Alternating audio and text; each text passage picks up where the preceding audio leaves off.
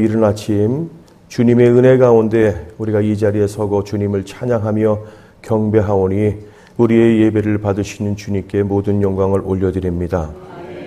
특별히 전하는 자나 듣는 자가 하나 되게 하여 주옵시고 말씀 드릴 때 하나님의 음성으로 들려지는 놀라운 복된 시간 되게 하여 주옵시고 말씀 듣다가 우리의 심령이 회복되게 하시고 가정이 회복되게 하시고 자녀가 회복되게 하시고 교회와 나라가 민족이 회복되게 하여 주옵소서. 부족한 종 말씀 전할 때에 하나님의 말씀만 대언케 하여 주옵시고 부족한 종의 죄와 허물과 모든 더러운 모습은 예수 그리스도의 십자가의 뒤로 감싸주시고 보혈로 씻어주시되 하나님의 영광만 드러나게 하옵소서. 감사하며 살아계신 예수님 이름으로 기도하옵나이다. 아멘. 할렐루야. 오늘은 전도폭발 부흥대 잔치가 두 번째 시간이 되었습니다. 이른 아침 새벽부터 나오신 우리 좌우에 옆에 계신 성도분들에게 인사하겠습니다. 하나님이 당신을 정말 사랑하십니다.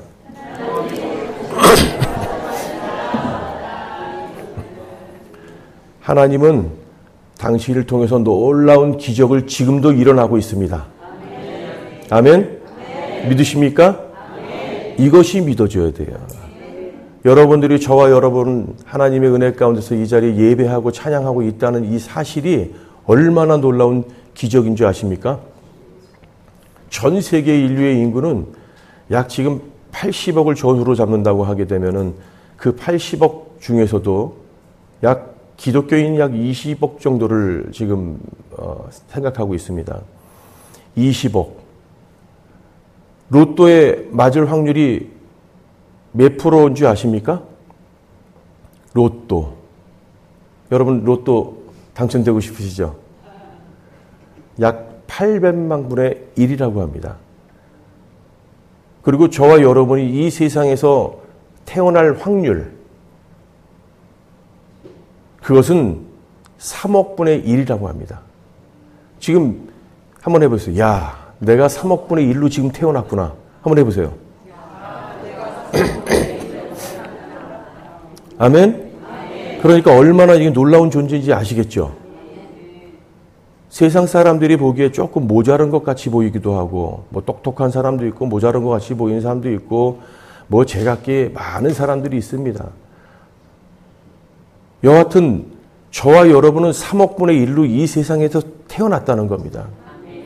부모의 뱃속으로부터 자궁으로부터 통해서 이 세상에 출생이 되었고 또 오늘날에 살고 있는 수많은 인류에 있는 많은 사람도 80억이라고 할지라도 또 과거에 50년 전에도 수많은 인구가 있었고 100년 전에도 엄청난 많은 인구가 있었고 과거와 현재와 미래를 따지게 되면은 인구라는 이 사람을 따지게 되면 얼마나 많은 사람들이 있을까요?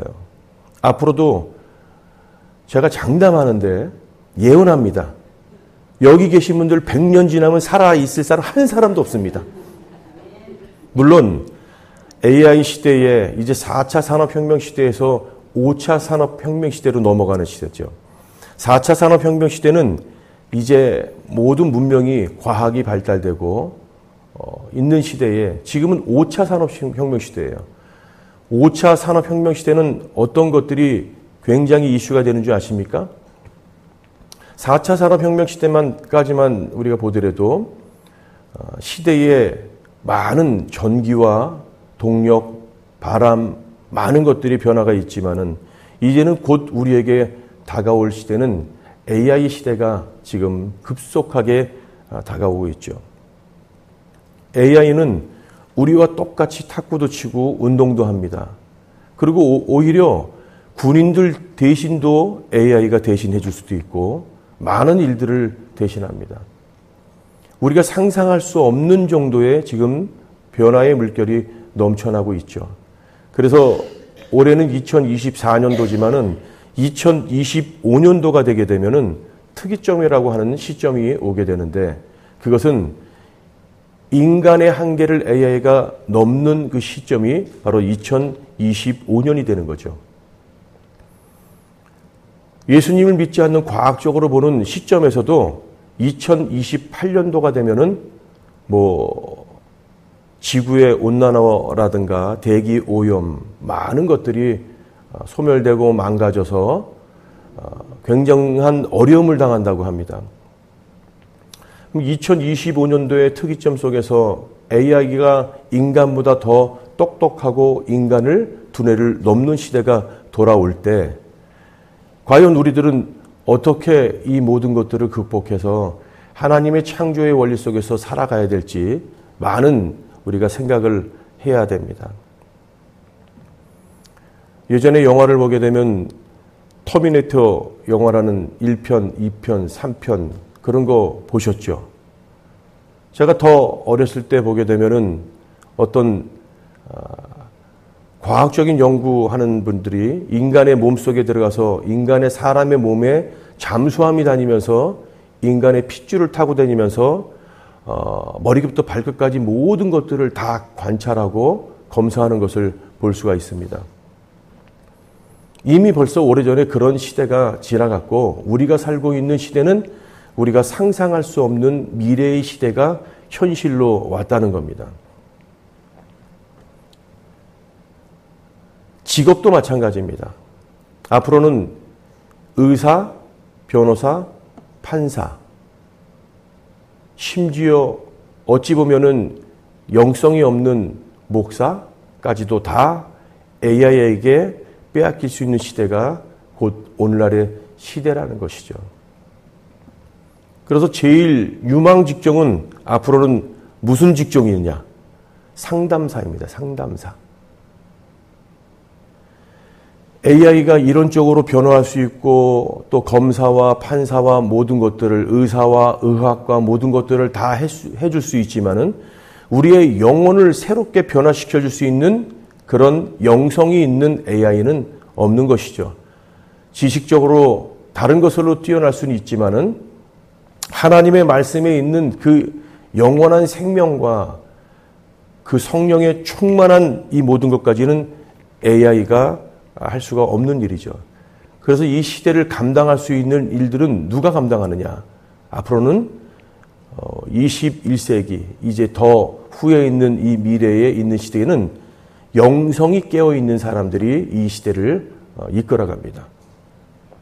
그러니까 종교를 떠나서 기독교뿐만 아니라 과학적으로도 대기업들이 계속적으로 연구하는 것이 영성에 대해서 연구를 하는 거죠. 초월적인 것들을 우리가 공부를 하고 그 영성이 있는 사람이 시대를 이끌어가고 영성이 있는 사람이 지도자가 되는 것이죠. 좋은 대학교 나오고 하버드 나오고 서울대 나오고 스카이대학교 나와서 이 시대를 이끌어간다는 것이 아니란 얘기죠. 하나님이 주시는 지혜와 지식이 가장 근본이 무엇이죠? 하나님을 경외하는 것이죠. 그러니까 하나님을 경외하고 하나님의 은혜 가운데서 성경에 있는 이 모든 지혜와 지식을 받은 사람이 가장 영성이 있는 사람입니다. 그런데 우리의 삶과 우리의 이 모든 것들을 보게 되면은 어제 황정영 교수님이 말씀하셨던 마틴 루터도 가장 인간의 이 뇌와 인간의 생각 속에서 보면은 어떤 것이라고 이야기를 합니까? 인간의 뇌는, 인간의 생각은, 인간의 마음은 우상의 공장이다. 이걸 더 쉽게 이야기하게 되면 죄의 공장이죠. 죄의 근원이죠.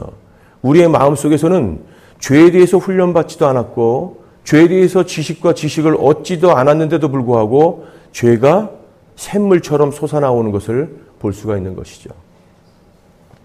우리의 뇌 속에서는, 우리의 생각 속에서는, 우리의 입술 속에서는 그러한 죄의 생성기가 될 수 있는 이러한 죄 가운데 있는 것이 우리의 인간의 삶이기도 하죠. 그것이 창세기를 통해서 성경의 말씀을 보게 되면은 아담과 하와, 결국은 선악과를 따먹음으로 인하여서 이 인류가 죄인이 되었고, 그것이 바로 첫째 아담 된 그 아담을 통해서 인류가 수많은 사람들이 죄인 된 것처럼 예수 그리스도는 그 죄인 된 우리들을 위하여 이 땅에 오셔서 십자가에서 죽으시고 부활하신 그 예수 그리스도의 은혜 가운데서 저와 여러분을 구원하신 놀라운 그 감격을 깨달으시고 그 기쁨을 누리시길 바랍니다. 오늘 27장, 26장의 말씀을 보게 되면은 마태복음 26장에 있는 이 말씀이 예수님을 죽이려는 그 유대 지도자들의 음모와 그리고 예수님의 그 머리에 향유를 부은 한 여인의 사건이 기록되어 있습니다. 그리고 오늘 본문에 읽은 또 뒤에 말씀까지 나와 있는 베드로의 이야기와 가론 유다의 배반 그 계획과 최후의 만찬과 베드로의 맹세와 겟세마네 그 기도에서 그 후에 체포된 대제사장의 신문을 당하게 되는 그 사건들이 26장의 사건들의 내용입니다.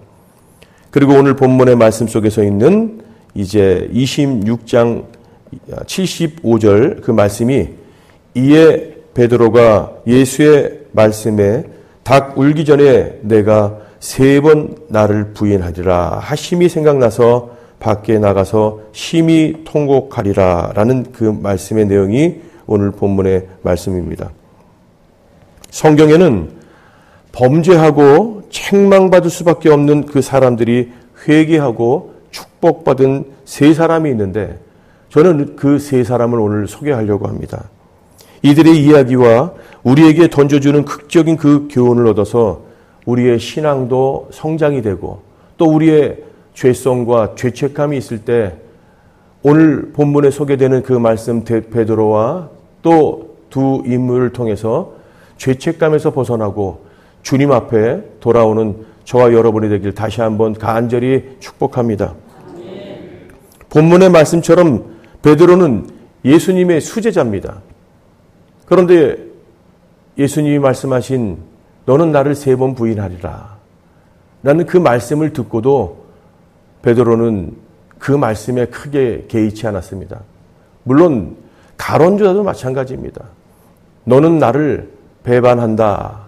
그리고 떡을 떼면서 그 항아리에 손 놓은 그자 베드로가 가론 유다가 내가 할 자를 지금 너를 속히하라 말씀할 때 그때까지만 회개했어도 성경의 말씀과 인류의 역사는 어떻게 보면은 지금과 같이 우리가 되지 않고 조금 변화될 수도 있는 것이죠. 하지만 우리는 이 모든 미래와 모든 것들을 알 수는 없지만은 우리 마음속에서 있는 죄성과 회개하는 심정으로 있다고 하게 되면요. 우리는 하나님의 은혜 가운데서 있는 우리의 세상 사람들이 이야기하는 팔자의 이야기가 아닙니다. 회개하는 자는요, 구원의 복이 있는 것이죠. 회개하는 자는 하나님의 놀라운 축복이 있는 것이죠. 마태복음 26장 75절에도 예수를 3번이나 부인하고서도 뉘우쳤던 사람 베드로. 72절에도 한번 우리 함께 하겠습니다. 72절. 자, 시작. 베드로가 맹세하고 또 부인하여 이르되 나는 그 사람을 알지도 못하더라 하더라. 아멘. 3번이나 부인하고서도 뉘우쳤던 그 베드로가 72절에도 맹세하고 부인했던 자이지만은 일찍 뉘우치고 용서받는 그 기적을 볼 수가 있습니다. 여러분들 혹시 지금은 이 시간에 예배드리고 주님을 찬양하고 기도하고 복음을 전도해도 우리는 죽지 않습니다. 그런데 우리나라 말고 다른 곳에서는 예수님의 복음을 전하다가 죽임당하는 자들도 있고 하나님을 찬양하다가도 찬양하는 소리를 듣고 잡혀가서 옥에 들어가는 경우도 있습니다. 전도하지도 못하고 예배하지도 못하고 하나님을 찬양하지도 못하고 식구와 부모와 가정과 자녀들끼리도 마음껏 하나님을 찬양할 수 없는 그런 동시대에 우리는 살고 있다는 것이죠. 그러니까 이 자리에서 함께 예배하고 찬양한다는 것이 이것이 얼마나 복된 선택 속에서 저와 여러분이 있다는 사실을 깨닫고 기뻐해야 한다는 것입니다. 74절에도 그가 저주하며 맹세하여 이르되 나는 그 사람을 알지도 못하노라 하니 곧 닭이 울더라. 계속해서 예수님이 말씀하신 대로 3번이나 부인하는 이런 엄청난 사건의 죄 가운데 빠지고 있는 베드로를 볼 수가 있습니다. 그럼에도 불구하고 순간적인 범죄의 사슬이 점점 죄어 오기 전에 그 죄를 끊고 돌이켜와야 한다는 것이죠. 창세기에서도 보게 되면은 가인과 아벨의 예배에 대한 제사의 사건들이 나와 있죠. 가인에게는 죄가 내 문 앞에 엎드려 있느라 라고 말씀을 합니다. 회개하고 마음을 돌이키라는 것이죠. 사람의 마음 속에서 있는 이 모든 죄악과 허물들을 다 누구나 죄 가운데 빠져 있습니다. 하지만 그 죄를 깨닫고 주님 앞에 돌이켜서 나가는 자가 있고, 죄와 상관없이 아무것도 좌우 분별하지 못하고 죄 가운데 끌려가서 죄의 늪에 빠지고 결국은 음부까지 들어가 지옥에 가는 수많은 영혼들이 있다는 것이죠. 우리가 생각하는 죄와 세상 사람들이 생각하는 죄와는 많이 다릅니다.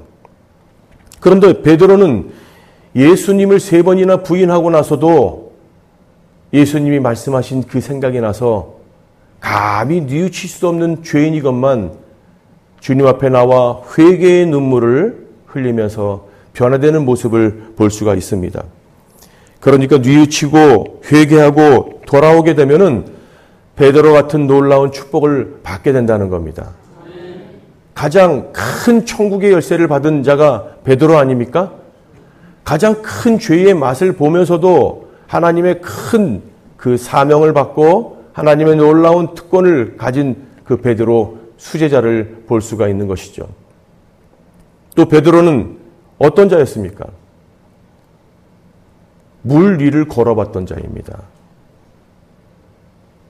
함께 제자들이 있었던 배에서 예수님을 보고, 야, 저분이 누군가? 예수님이시다. 예수님 맞습니까? 맞다. 나다. 예수님이 맞으시면은 나를 부르시옵소서. 그래, 일로 와라. 베드로는 배에서 내렸습니다. 배에서 내렸다는 것은 무엇을 뜻하는 겁니까? 여러분들이 지금 밟고 있는 세상에서, 지금 이 지구라는 항공모함의 배에서 내려오라는 것이죠. 세상이라는, 육신이라는 물질과 만몬주의 속에서 빠져있는 물질 속에서 빠져나오라는 거죠. 욕망 속에서 빠져나오라는 거죠. 무지 속에서 빠져나오라는 거죠. 인류가 타락하고 수많은 사람들이 그 타락 속에서 지옥 가는 것은 왜 그럽니까? 욕망과 무지 때문에 지옥 가는 겁니다. 욕망은 무엇입니까? 욕심 때문에 가는 것이죠. 하나님을 믿으면서도 세상이 좋은 것이죠. 하나님을 믿으면서도 물질이 좋은 것이죠. 하나님을 믿으면서도 돈도 명예도 권력도 이 모든 것들이 더 좋은 것이죠. 하나님을 믿는다고 하면서도 명예와 권력과 이 모든 것들을 내려놓지 못하는 것이죠. 베드로는 그 배에서 내렸다는 것은 모든 것들 속에서 다 버려지고 주님께 갔다는 것입니다. 그런데 한 발짝 두 발짝 가다 보니까 내가 뭐 하는 거지? 무리를 걷고 있는 겁니다. 다시 이것은 뭘 뜻하는 겁니까? 세상을 바라보는 것을 뜻하는 것이죠. 그러다 보면 염려가 들어오는 것이죠. 두려움이 들어오는 것이죠. 과거에 1950년대, 60년대, 70년대, 아니 80년대, 90년대까지 우리가 믿었던 그 신앙과 오늘날의 코로나 이전의 신앙생활과 예배생활은 많이 다릅니다. 심지어 과거에 열정이 있었던 봉사와 헌신과 충성과 그런 속에서 이제 신앙생활을 한다고 하면은 약간 미친 사람, 정신병자, 아니면 손가락질 당하는 그런 시대가 오늘날에 왔습니다. 심지어 대한민국에도 수많은 개척교회들이 많이 있습니다. 개척교회에서도 사례금이 어디 있습니까? 자비랑이죠. 어려운 가운데서도 있으면은 수많은 개척교회 목사님들이나 많은 분들이 제대로 가정을 돌보지 못하고 제대로 된 생활비를 주지 못하게 되면은 법적으로도 이혼당할 수 있고 손가락질 당할 수 있는 시대가 오늘날의 시대입니다. 과거에 믿음이 좋다고 있었던 시대가 이제는 소멸된 것이죠. 과거의 사람의 생각과 지금의 사람의 생각과는 많이 다르다는 겁니다. 교회에서 충성하고 봉송하고 봉사하고 수많은 일을 다 하면서 헌신하고 정말 나에게 이익이 없고 소득이 없는 그런 일을 하는 사람들은 세상에서는 바보라고 하죠. 바보. 사실 예배 드리는 시간에 또 여기 2박 3일 동안에 있는 시간에 세상에서 다른 일을 한다고 하게 되면 우리가 잠깐 보이는 이득을 취할 수도 있겠죠. 하나님이 보시는 잣대와 관점 속에서 세상이 보는 관점, 하나님이 보시는 관점은 많이 다르다는 겁니다. 이러한 죄 속에 빠져 있더라도 죄를 뉘우치고 돌이키게 되면은 돌아오면은 하나님은 용서해 주시고 구원해 주시고 하나님의 자녀 삼아 주신다는 사실을 믿으시길 바랍니다. 베드로뿐만 아니라 누가복음 5장 20절에도 말씀을 보게 되면 15장 11절에서 20절까지의 말씀이 이제 탕자로 불리는 둘째 아들과 큰아들의 사건들이 있는데 그 15장 12절에 보게 되면은 아버지의 품이 싫어서 이제 아버지를 버리고 떠난 아들이 있었습니다. 그거를 성경에서는 탕자라고 하죠.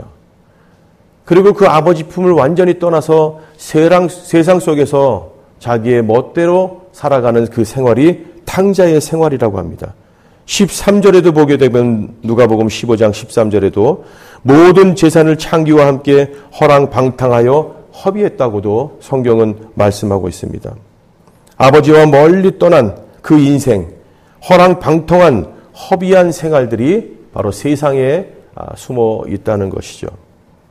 누가복음 15장 17절에도 그 저지른 죄가 가져온 고통 앞에서 곧바로 아버지를 생각하게 됩니다. 둘째 아들인 세상의 분깃과 모든 것들을 다 받고 세상에 나가서 잘 될 것 같지만은 결국은 쫄딱 망하고 거지가 됐습니다. 그러니 아버지가 생각나는 거죠.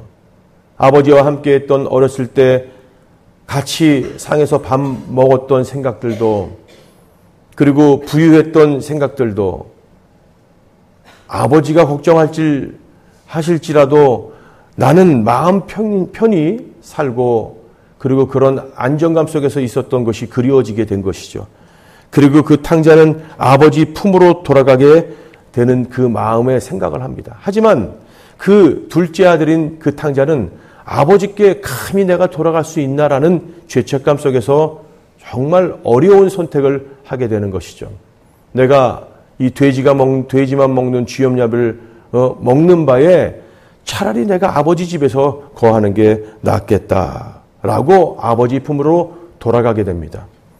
그런데 그 둘째 아들의 생각과 달리 그 반전이 일어나죠.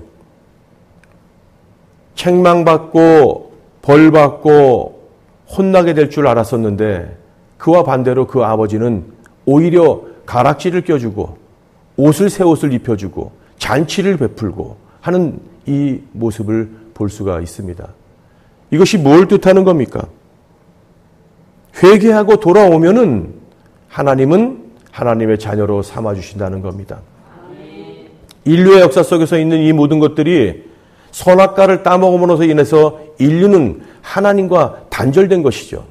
관계가 끊어진 것이죠. 그런데 이 관계가 회복되는 것은 어떻게 되면 됩니까? 이미 이루어진 예수 그리스도의 십자가의 사건 속에서 부활의 사건 속에서 이 사실을 믿고 마음으로 믿어 시인하여 주님께만 돌아오면은 이 모든 것들은 다 소멸된다는 사실을 우리가 반드시 깨달아야 하는 것입니다. 마태복음 18장 22절에도 예수님은 70번에 7번이라도 회개하면은 용서해 주신다고 말씀합니다. 70번만 용서해 주라는 걸까요? 계속 용서해 주라는 겁니다. 그리고 저와 여러분의 죄와 이 모든 것들도 예수님은 끝까지 용서하여 주시는 분이라는 사실을 믿으시길 바랍니다. 또 한편에 있는 세 번째 사람은 예수의 오른편에 달린 그 강도입니다. 예수님이 십자가에서 죽으실 때 오른편에 왼편에 강도들이 있었죠. 흉악한 강도입니다. 세상으로 봤을 때 말로 형용할 수 없는 죄인들이고 강도입니다. 그러면 누가복음 23장 41절의 말씀을 보면은 그 흉악한 강도의 행위로 십자가에 처형되었던 그 자였었는데 자신에게 내려진 처벌이 행한 일에 대한 상당한 보응이 있었다고 성경은 이야기합니다. 죄를 저질렀지만은 그의 마음속에서는 옆에 계신 십자가에서 죽으시는 예수님, 그분이 두려웠던 겁니다.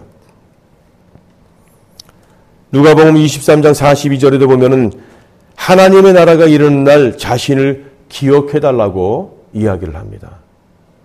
그리고 예수님은 말씀하실 때 예수 그리스도 앞에 회개의 그 기회는 언제든지 마련되어 있다는 사실을 기억해야 되는 것이죠. 그런데 우리가 숨을 먹게 되면은 다시는 회개의 기회가 없다는 겁니다. 죽은 사람이 말이 있습니까?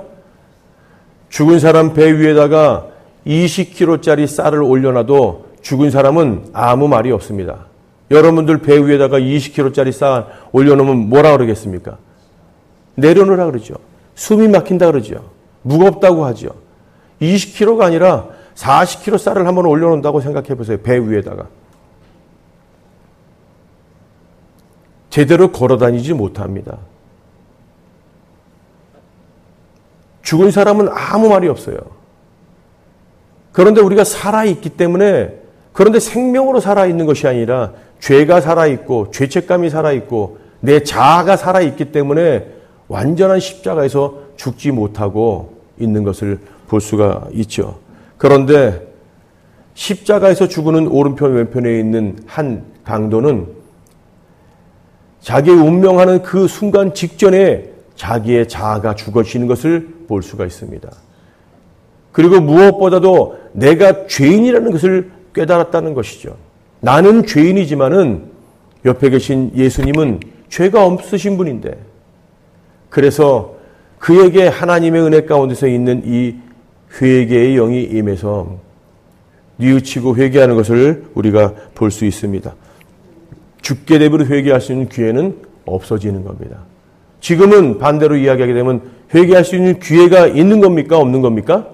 있다는 것이죠. 그런데 수많은 사람들이 회개치 않고 있는 거예요. 죄가 죄임을 모르고도 있는 것이고. 우리가 복음을 전하는 것은 무엇입니까? 구원을 어떻게 받습니까? 내가 죄인임을 깨닫는 것이 그때부터 구원의 시작이라는 사실을 우리가 믿어야 한다는 것이죠. 내가 죄인이 아니라고 생각하게 되면 하나님이 필요 없는 겁니다. 내 주먹을 믿게 되고 물질을 믿게 되고 내 지식을 믿게 되고 내 의를 믿게 되고, 욥도 하나님의 의 가운데서 의를 내놨다가 결국은 하나님 앞에서 부끄러운 모습을 볼 수가 있습니다. 인생의 어느 누구라도 하나님 앞에 죄가 없다고 할지라도 그에게는 우리에 있는 모든 죄가 있다는 사실을 깨달아야 한다는 것이죠. 아무리 예수님을 부인하고 아버지를 떠났던 그 죄인 같은 우리지만 더 이상 뉘우칠 그 시간적인 보장도 없는 것 같더라도 지금 바로 이 순간 예수 그리스도 앞에 회개하고 돌아와서 새로운 삶을 살아야 한다는 것입니다. 그런데 가룟 유다는 뉘우치고 회개하지 못하고 늦게 후회는 했지만은 회개를 하지 않았다는 거예요. 회개하는 것과 후회하는 것은 많이 다릅니다. 후회한다는 것은 무엇이죠? 죄를 깨달았다는 거예요. 깨달았지만은 그 죄 가운데 있는 이 모든 것들을 돌이켜 변화되지 않았다는 겁니다. 성경에서는 뉘우치기는 했지만은 때가 늦어서 하나님으로부터 버림당하는 세 사람, 그 대표적인 사람이 바로 가룟 유다죠.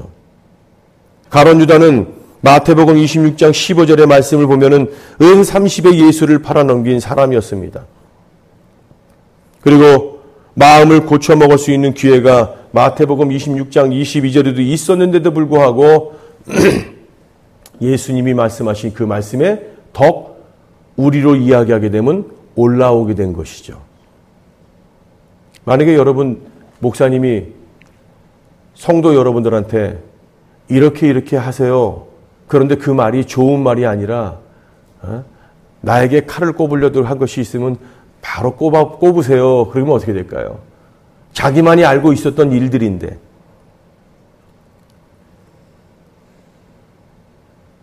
성도들이든 목사님이든 나와 관계되지 않은 다른 사람이 내 마음과 합하지 않고 내 마음과 다르다고 하게 되면은 내 생각 속에서 나의 판단이 들어가게 되는 것이죠.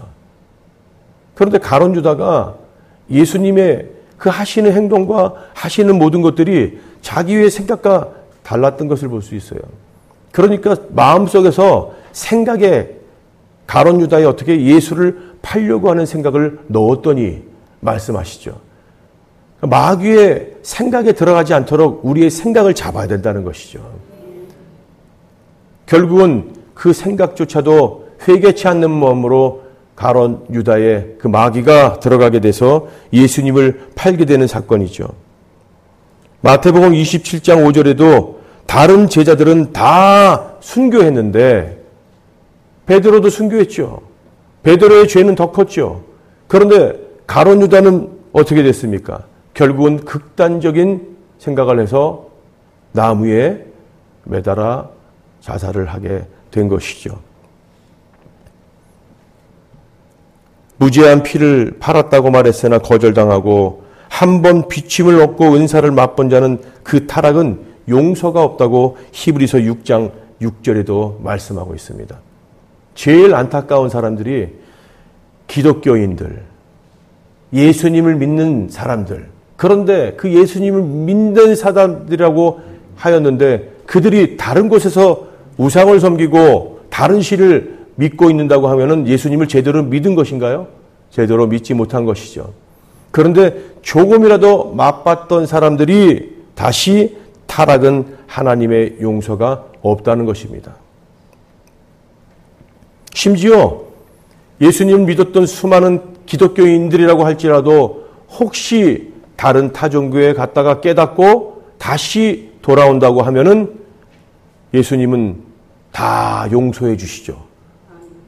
베드로도 용서해 준 것 같이 주님께만 돌아오면은 누구든지 다 하나님은 용서해 주신다는 사실을 우리가 믿고 의지하고 나가야 합니다.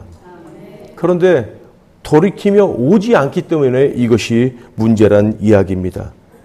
가룟 유다뿐만 아니라 누가복음 16장 28절에도 보게 되면 부자에 대해서 말씀하고 있죠. 누가복음 16장 19절에도 날마다 호화로이 연락하던 자였었는데 그는 가난한 자를 돌볼 기회가 많이 있었습니다. 부자가 되면 성경에서 뭐라고 이야기합니까? 통곡하라, 곡하라. 부자는 낙타가 바늘귀에 들어가는 것보다 더 쉽다고 했습니까? 어렵다고 했습니까? 어렵습니다. 저도 목사지만은 부자 되길 원합니다. 물질도 많이 있고 돈도 많이 있으면 좋겠습니다. 그러면 돈도 많고 물질도 많으면은 교회도 그냥 한 500억 정도 드리면은 금방 질 수 있고 얼마나 좋습니까? 그러니까 이 세상에서는 수많은 사람들이 다 부자 되길 원한다는 것이죠.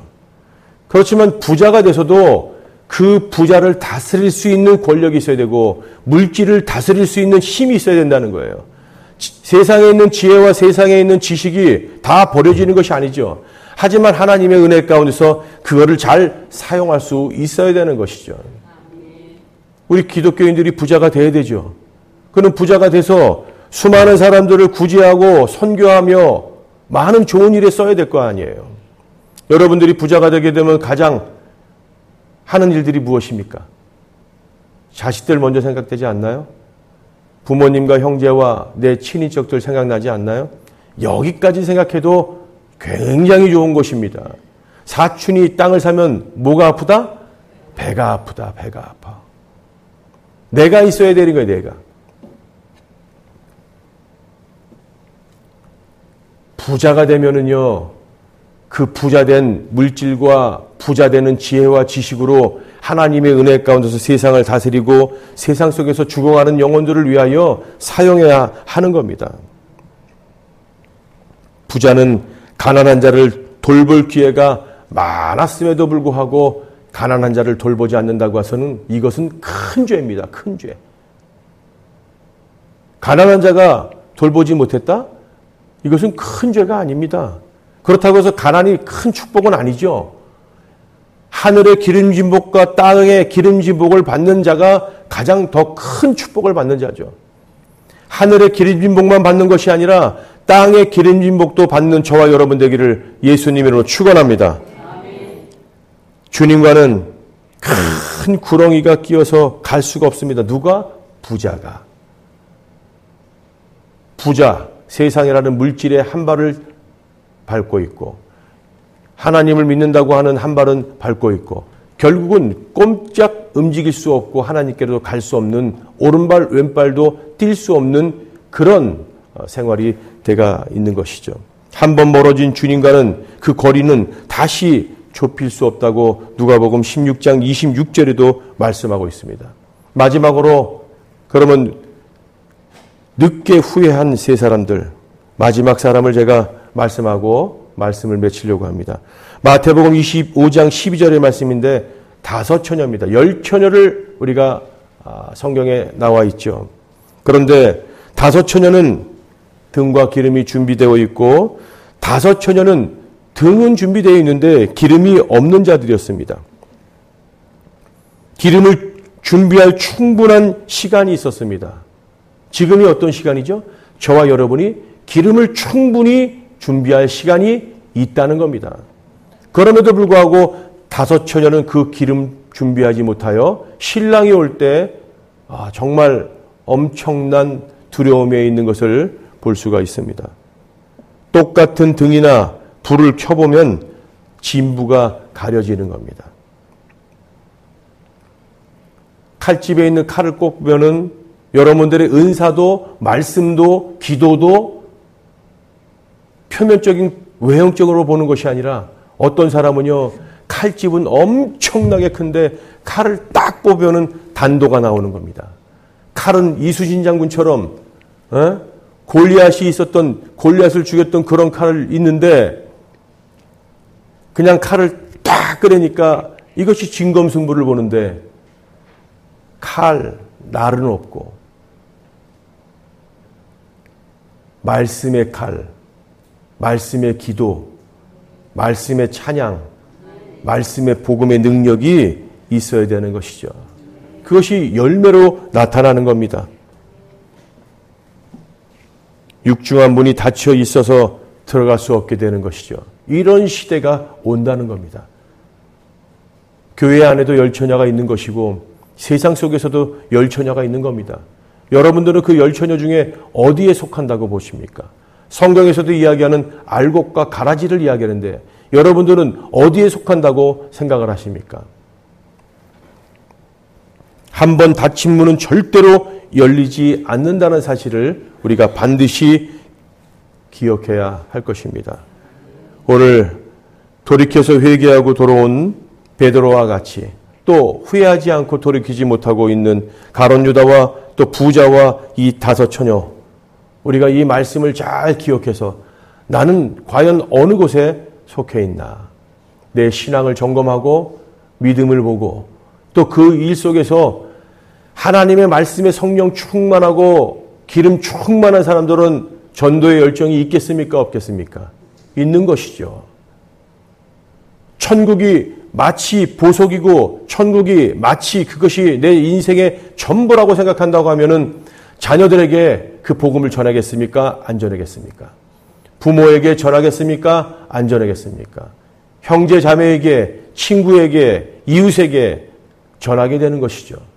그러니까 이 믿음과 이 바라보는 이 모든 것들이 완벽한 구원의 확신이 있는 사람들은요, 세상 사람들이 볼 때 때로는 미친 사람들 같이 볼 수가 있는 겁니다.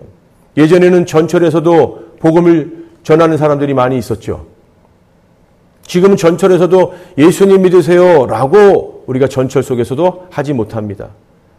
서서히 우리 눈에 조금씩 마치 개구리가 찬물에 들어가 있다가 그 찬물 밑에서 뜨거운 열기를 살살 불을 떼게 되면은 개구리는 그 안에 있다가 어우 추워 차갑다 겨울인가 보네 내가 들어가서 동면 좀 해야 되겠다 그러려고 했는데 밑에서 살살 불을 떼니까 미지근하니까 야 봄인가 보다 따뜻하네 뒷다리와 앞다리를 활개를 피면서 헤엄치다가 점점 뜨거워지니 야 이제 좀 따뜻하다 따뜻해 조금 더 있으니까 따뜻한 정도가 아니라 야 시원하다 시원해 어이구 그런데 자기 자신도 모르게 뒷다리가 굳어가고 앞다리가 굳어가고 몸이 경직되고 꼼짝 못하는 시대가 온다는 것입니다.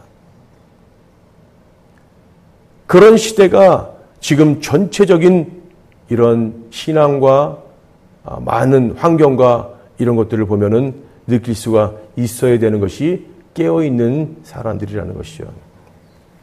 매사에 기회가 있기에 그 기회가 또 하나님의 은혜 가운데서 그 기회가 있는 사실을 깨닫고 우리가 회개하며 나가시기 바랍니다. 그리고 이제 오늘 하루 종일 복음 전도하러 나갈 텐데 기도하고 나가면서도 만나는 영혼을 준비한 영혼들을 만날 때 그들의 심령 간절한 마음으로 예수 그리스도의 마음을 품고 복음을 증인된 삶을 살 때 그들이 하나님께로 돌아오고 하나님의 자녀가 되는 그 기쁨을 맛보시길 바랍니다. 그럴 때 내가 복음을 전하지 아니할 수 없다는 그 사도 바울의 고백이 우리의 고백이 될 줄 믿습니다. 이 시간 회개할 것 또 회개하고 용서받은 후에 새로운 그 모습으로 사는 저와 여러분이 되어서 오늘 하루도 일정 가운데 있는 이 모든 것들이 회개의 영으로 말씀의 영으로 기도의 영으로 찬양의 영으로 복음의 능력이 선포되는 귀한 복된 시간 되기를 예수님으로 축원합니다. 오늘 주님 주신 말씀 속에서 우리 그 말씀을 잘 생각하면서 함께 우리 간절히 주여 삼창하고 기도하고 후에 자유롭게 돌아가시기 바랍니다. 주여 주여 주여 거룩하신 아버지 하나님 감사합니다. 오늘도 하나님의 은혜 가운데서 우리의 삶 속에서 있는 이 문을 하나님 회복의 영으로 함께하여 주심을 감사합니다. 특별히 베드로가 예수님의 말씀에 닭이 울기 전에 내가 3번 나를 부인하리라 하심이 생각나서 밖에 나가서 심히 통곡하리라 그 말씀이